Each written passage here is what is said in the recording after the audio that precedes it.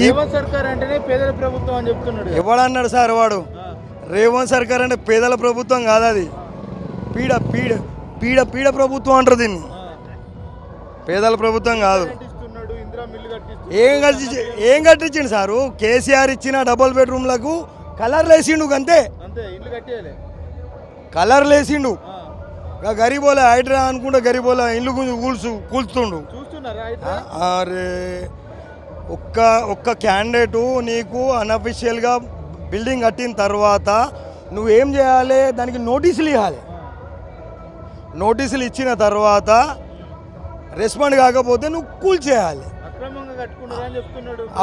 అవు సారు, అక్రమంగా కట్టుకున్నారు. అక్రమంగా కట్టుకుంటే దానికి పేపర్స్, దాని కథ, దాని కార్ఖానా అన్నీ ఉంటాయి కదా సార్. నువ్వు లీగల్గా పోవాలన్నప్పుడు, పేపర్స్ కావాలన్నప్పుడు నువ్వు ఫస్ట్ నోటీసులు ఇవ్వాలి.